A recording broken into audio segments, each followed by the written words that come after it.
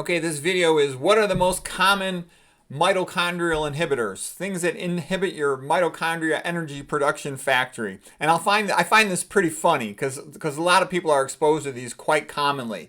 I'll take my picture off of here. It'll be easier to see all this stuff.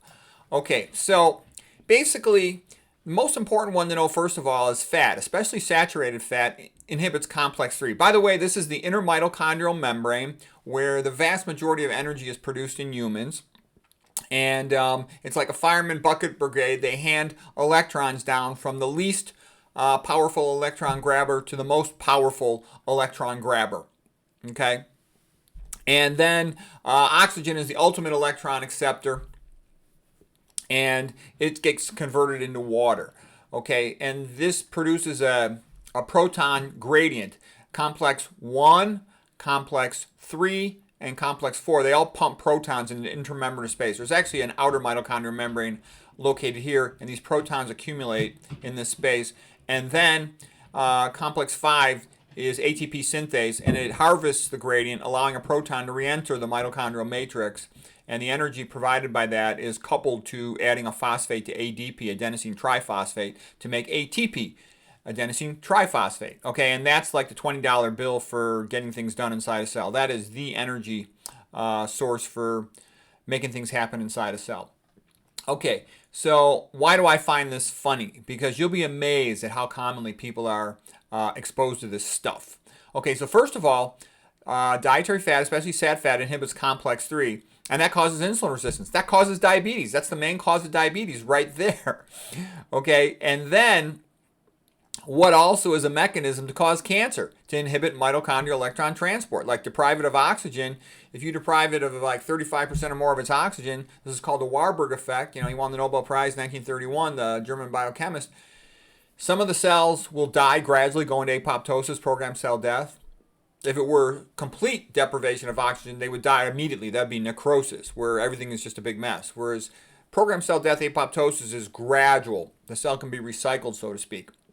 All right, but the relevance is that the same overall mechanism, a very similar mechanism that cause diabetes, can also cause cancer. That's bad. All right, and you need energy to exercise, to think effectively. All right, and what you're always going to hear is, well, this only inhibits mitochondria a little bit. This only inhibits mitochondria a little bit. Well, these things add up, okay? Like, you know, just today I was talking to a lady. She's taking metformin for her diabetes. She asked me if that was a good idea. I said, well, you know, you can do whatever you want. I wouldn't do it. Isn't that great? The treatment for diabetes inhibits mitochondrial electron transport, which is what causes diabetes. Brilliant. Okay. Why not just avoid dietary fat? You know, there's a good paper by a guy named Roy Taylor. Roy Taylor is sort of a real famous diabetes doctor and researcher from United Kingdom. He actually worked with Gerald Shulman. So he's got a good video on the internet. You could watch that pretty easily. Just type in Roy Taylor, you know, dietary treatment of type 2 diabetes. And he had incredibly good results. Tons of his patients were reversing their type 2 diabetes. Okay, so anyways, that's my point. You can reverse type 2 diabetes before you're insulin dependent in most people, so why not do it rather than be taking this pill which inhibits your mitochondria, okay? And I've had a lot of doctors ask me, oh, I heard metformin is so good and it's, you know, it's good for aging. I'm like, yeah, right, you know. Cause of aging, you know, the mitochondrial oxidative stress theory is damage the mitochondria, so then you're going to damage mitochondria and improve aging by that? I doubt it. Okay. This gets more entertaining. Trust me, you're going to have a good laugh. This is funny, okay? Lots of people think they're smart taking Tylenol for their pain. Tylenol is a mitochondria inhibitor, inhibits complex 3. So I wouldn't consider that a very intelligent thing to do. You know, a lot of people say, well, this is one thing where I disagree with a lot of the famous nutrition experts. They think it's no big deal to have non-organic food. You know what? I think it is a big deal, and here's some reasons why. Atrazine, which is super estrogenic, the one that turns male frogs into female frogs, atrazine inhibits complex 3. That's the one that gets sprayed on corn all the time. Also on golf courses. All right, well, anyways, so you not only get feminized, you also get your mitochondrial inhibited, lowers your energy level. Great. Glyphosate, that's the one that's spread on soy. All these people think soy is good for them. Yeah, right. Okay, here's just one more problem to add to its truckload of problems. All right. So glyphosate inhibits complex 2 of mitochondrial electron transport. Great. Isn't that wonderful? Okay, so if you're eating non-organic food, let's say you eat the typical processed food, it's made with GMO corn sprayed with atrazine, made with GMO soy as a protein source, spread with glyphosate. Bing, bing. There's 2 mitochondrial inhibitors right there.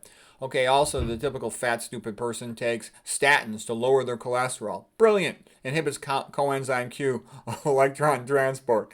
Brilliant. I could just see him eating non-organic food, taking a coenzyme Q statin and their metformin, all of this stuff inhibiting their mitochondria. And I'm going to bet you that's going to increase their risk of diabetes. It's going to increase their risk of cancer. I'm going to predict.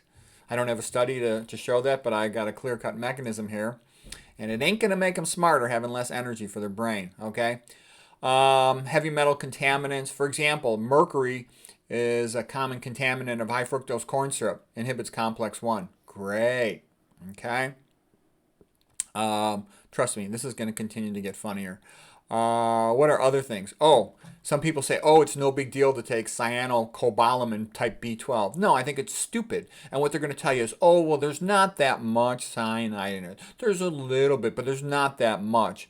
All this stuff adds up, okay? I think it'd be stupid. By the way, my mechanism here, it might be cytochrome oxidase instead of cytochrome C, but they're right next to each other. So for our purposes, this is good enough. It's difficult to change this graph now that I got so much stuff on here, so much clutter. But anyways, cyanocobalamin contains cyanide. Not a good idea. You're much better off, in my opinion, with methylcobalamin. Okay, guess what also has cyanide? Almonds. I've had a lot of people tell me, they think almonds are good for you. Yeah, right. Yeah, have some almond milk. Great. With carrageenan and a carcinogen often in it. I wouldn't drink that stuff. Anyways, that's so this stuff adds up. So other geniuses think that they should be eating flax. And I think that's funny. Americans are so stupid. I'm going to have some flax, super estrogenic, and it's got cyanide in it. Yeah, that'll energize you, feminize yourself, and eat cyanide. Brilliant, okay? So you can see how this could add up. You could have some people potentially eating flax because they think it's good for them, estrogenic and containing cyanide, and then having almonds, which they think are good for them. I don't know about estrogenic, just it's got cyanide, some cyanide in it, and then this new coating that they're putting on the fruit right here. Take a look at that one. That's potentially got acetonitrile, methyl cyanide. Wonderful. Okay, the real cyanide inhibits this, cytochrome oxidase or cytochrome C. I got to look that back up, but you get the drift. They're right next to each other. Good enough. Okay, what else? Lead is a common pollutant in a lot of things. Hydroxynonenal is made from omega-6 fat, so that's not a good idea. That's the one that Tatsumori Yamashima wrote about, the Japanese people becoming fat and demented, which he felt was because of the increased omega-6 oils in their diet. By the way, olive oil will often contain omega-6 oils, okay? It's not just MUFAs, monounsaturated fats. It also contains saturated fat, about 12 to 14%, and it'll contain omega-6 oils in it a lot of times. Okay, what else? A lot of these food dyes and processed food are mitochondrial inhibitors. A lot of preservatives are antifungals. Well, guess what? They inhibit complex 2, okay? Great. That's another reason why I don't like non-organic food. That's why I don't like processed food.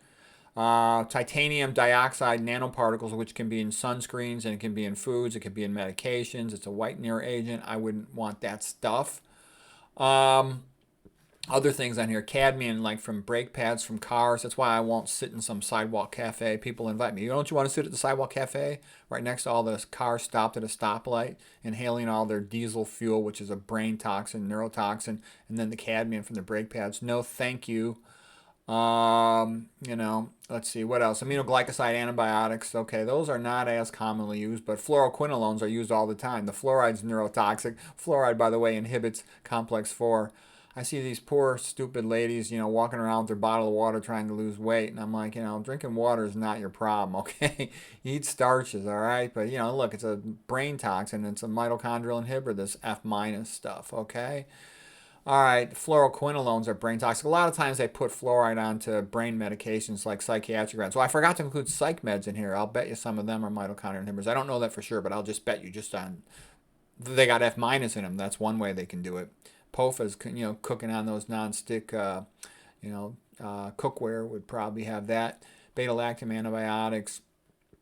Okay, they like fluoroquinolones get increased traversal of the blood-brain barrier. Well, guess what? Things that have increased traversal of the blood-brain barrier also tend to have increased traversal of the testicles, okay, and the ovaries, okay, great. Inhibiting the mitochondria and your gonads. All right, tetracycline antibiotics, how many kids take that for their acne, okay? I actually took that for a little while when I was a kid. I didn't know any better. I was young and ignorant, and so were my parents, okay? Beta blockers inhibit mitochondrial function, great. Excessive amounts of copper, iron, zinc, aluminum, all are toxic to mitochondria. Okay, what else do we got in here? Propofol, real commonly used sedative in medical purposes. I wouldn't let anybody give that to me. Isoflurane, another anesthetic. You know, and I like this the way this fat is slowing down the energy production in the brain. Great. That's another reason why I don't want to eat a high-fat diet. And I think high-fat diets are stupid. Okay, watch out for the heavy metals in welding, some things in mining, manganese, it's not a good thing for your brain. I never go to dry cleaning, trichloroethylene, okay, or carbon tetrachloride, mitochondrial and toxic.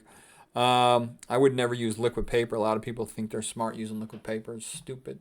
Okay, a lot of times things that are volatile, that transition from liquid to solid rapidly, give off volatile organic compounds. They're potentially circa inhibitors or mitochondrial toxins. Excitotoxins, circa toxins, and mitochondrial toxins. You all end up in a final common pathway of excitotoxicity at risk for brain cell death, neuron apoptosis. And the hippocampus, our memory center, is one of the most sensitive places, so you don't want to mess with that. Okay, then these are some other things like, paraquat was often an MJ. Rotenone is another pesticide, herbicide. So anyways, here, what else? These anti-seizure medications, okay? Those are potentially dangerous. All three of these are anti-seizure medications. Zonisamide, valproic acid, topiramate. So, they slow you down. I've heard, they all lower IQ. Maybe somebody might need them, but if you can avoid them, that would be nice. So anyways, I just want to give you the point that, people are getting nickel and dime to death because all these things are adding up. So avoid them as much as you can. Filter your water, reverse osmosis or distillation, or just move somewhere where you don't have F- in your water. Eat organic to avoid atrazine and GP. Okay? Fix your cholesterol level by your diet so you don't need to take these statins. Okay? Don't eat anything with high fructose corn syrup. Avoid all these processed food with all their preservatives. Don't go polypharmacy, if you can avoid it. Anyways, hope that was helpful.